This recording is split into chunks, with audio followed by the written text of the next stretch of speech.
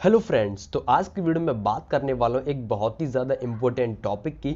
तो आज हम बात करेंगे कि अगर आपका गांव में क्लिनिक है या आप गांव में क्लिनिक खोलने की सोच रहे हैं तो आपको उसको ओपन करने से पहले आपको इस वीडियो में कुछ ऐसे इम्पोर्टेंट पॉइंट बताऊंगा जो कि आपको हमेशा याद रखने हैं। तो चलिए फिर आज का अपना वीडियो स्टार्ट करते हैं। तो जो हमारा सबसे पहला पॉइंट आता है वो होता है हमारा कम्युनिकेशन स्किल्स। यहाँ पे देखिए, जब पेशेंट आपके पास आता है तो वो आपको अपनी परेशानी है वो बताता है, तो आपको पेशेंट से बात करने का तरीका आना चाहिए। सबसे पहले आपको पेशेंट की जो प्रीवियस हिस्ट्री है वो आपको लेनी होती है कि पेशेंट को कब से दिक्कत है, क्या दिक्कत है और क्यों हो रही है। तो वो चीज़ें आपको सबसे पहले तो पेशेंट से ये सारी चीज़ें आपको पूछनी होती है और उसके बाद पेशेंट को आपको थोड़ा सा मोटिवेट करना होता है कि आप जल्दी से रिकवर हो जाएंगे। तो ये चीज़ें आपको हमेशा ध्यान रखनी है, ये आपकी कम्युनिकेशन स्किल्स में आती हैं। अगर पेशेंट आपके पास आता है तो सबसे पहले तो आपको उससे पोलाइटली बात करनी है। तो ये कुछ इंपॉर्टेंट चीज़ है जो कि हमारा बहुत ही ज़्यादा इंपॉर्टेंट पॉइंट होता है। आप अगर गांव में क्लिनिक प्रैक्टिस कर रहे हैं तो आपको ये पॉइंट हमेशा याद रखना है।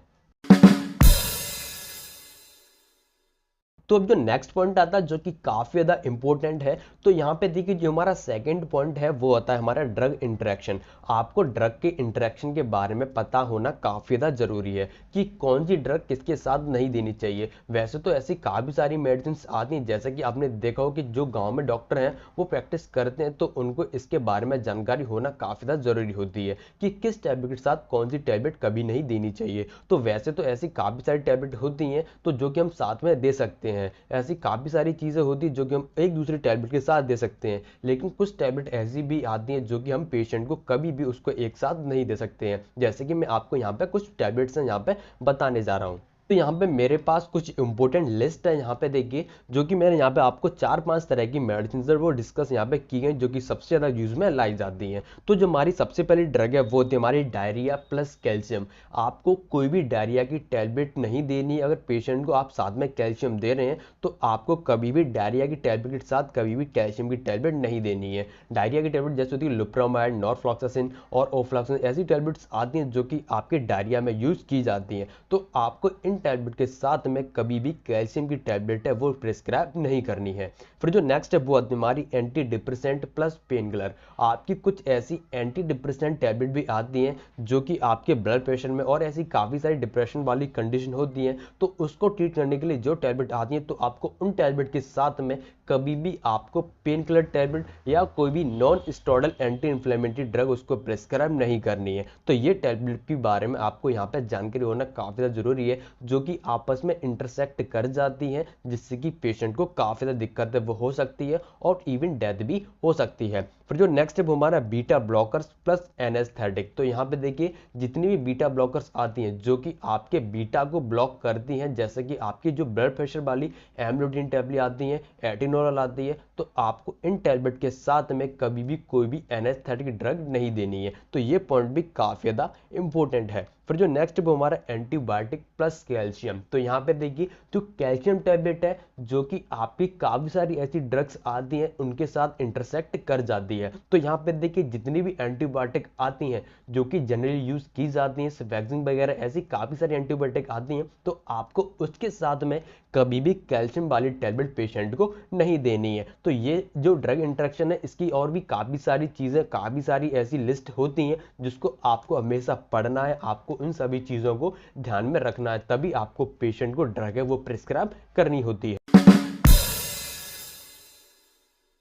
तो अब जो नेक्स्ट पॉइंट आता है वो तुम्हारा ड्रग रिएक्शन। आपको ड्रग के रिएक्शन के बारे में पता होना चाहिए। वैसे तो आपके पास अगर पेशेंट आता है तो वो ऐसा पता नहीं होता है कि ये ड्रग है उस पेशेंट को रिएक्शन कर सकती है। जब वो उस टैबलेट को लेता है उसी के बाद ही हमें पता चल पाता है। तो वैसे तो जो पेशेंट है वो आपके पास आएगा जब उसको ड्रग रिएक्शन कर जाएगी, तो आपको सबसे पहले तो आपको उसको कुछ ऐसे इंजेक्शन आपके पास होनी चाहिए जो कि ड्रग की रिएक्शन को रोक सकते थे। अगर आप गांव में मेडिसिन प्रैक्टिस करते हैं तो आपके पास हमेशा एविल और डेकाडोन इंजेक्शन आपके पास हमेशा रहना चाहिए एम्पुल की फॉर्म में। तो अगर कोई भी पेशेंट है उसको अगर किसी प्रकार की ड्रग रिएक्शन हो रही है, तब आपको तुरंत ही वो दोनों इंजेक्शन एक साथ मिला के पेशेंट को आईवी रूट से देने होते हैं। और जैसे ही वो इंजेक्शन 5 से 10 मिनट अपना असर है आईवी रूट से आप देंगे तो वो अपना तुरंत असर दिखाएगा। तो वैसे उसकी जो ड्रग रिएक्शन उसको कर रहा होगा, बॉडी में इचिंग हो रही होगी और कभी कभी तो दाने भी निकल आते बॉडी में, इसको और जो बॉडी है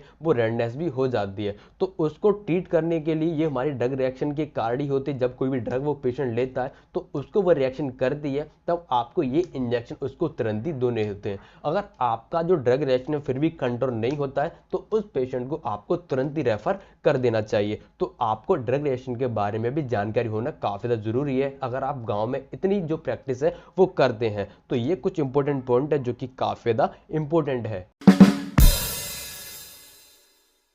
जो नेक्स्ट पॉइंट आता है वो तो हमारा नेवर ट्रीट सीवियर पेशेंट। अगर कोई भी पेशेंट आता है जिसकी हालत काफी ज्यादा खराब है तो आपको उस पेशेंट को कभी भी अपने क्लिनिक में ट्रीटमेंट नहीं देना है, आपको उसको तुरंत ही रेफर करना चाहिए। अगर आपके पास ऐसा पेशेंट आता है तब आपको सबसे पहले तो उसका ब्लड प्रेशर मेजर करना है, उसकी बॉडी का टेम्परेचर मेंटेन करना है और उसके बाद आपको जो ऑक्सीजन लेवल है उसका जो मेजर है वो करना है और उसकी पल्स रेट भी आप चेक कर सकते हैं। तो ये कुछ इंपॉर्टेंट चीज है जो आपको हमेशा चेक करनी है। तो अगर आपके पास ऐसा पेशेंट आता है तो कभी भी आपको उसका ट्रीटमेंट नहीं देना है, आपको उसको तुरंत ही रेफर कर देना फर्दर ट्रीटमेंट के लिए। तो ये भी एक काफी ज्यादा इंपॉर्टेंट पॉइंट है जो कि आपको हमेशा ध्यान में रखना है। तो अगर आप गांव में प्रैक्टिस करते हैं तो उस कंडीशन में आपके पास कुछ ऐसी इंपॉर्टेंट इक्विपमेंट भी होनी चाहिए। तो जो हमारा सबसे पहला इक्विपमेंट है वो होता है हमारा स्टेथोस्कोप, जो कि काफी ज्यादा इंपॉर्टेंट इक्विपमेंट है जो कि हमेशा आपके पास रहना चाहिए, जो कि पेशेंट की हार्ट की रिदम को मेजर करने में, उसकी सुनने में, हार्ट बीट को सुनने में इसका यूज किया जाता है। फिर जो नेक्स्ट वो हमारा थर्मोमीटर। थर्मोमीटर वैसे तो ऐसे काफी सारे आते हैं, डिजिटल थर्मोमीटर अब तो चलने लगे हैं, तो आपके पास वो हमेशा रहने चाहिए जिससे कि पेशेंट अगर आपके पास आता है कोई भी फीवर वाला, तब आपको उसका फीवर है सबसे पहले मेजर करना है, उसी के बाद आपको उसको ट्रीटमेंट है वो प्रोवाइड कराना है। फिर जो नेक्स्ट है वो होता है हमारा बीपी मशीन। ब्लड प्रेशर को मेजर करने वाली जो मशीन आती है वो आपके पास हमेशा रहनी चाहिए जिससे कि पेशेंट का जो ब्लड प्रेशर है वो आप इजीली मेजर कर सकें। तो वैसे तो मार्केट में दो तरह की मशीन आती है, एक आती है मरकरी वाली और एक आती है डिजिटल वाली। अब तो ज्यादा डिजिटल मीटर है वो यूज किए जाते हैं, तो आपके पास इन दोनों में से एक मशीन हो तो काफी ज्यादा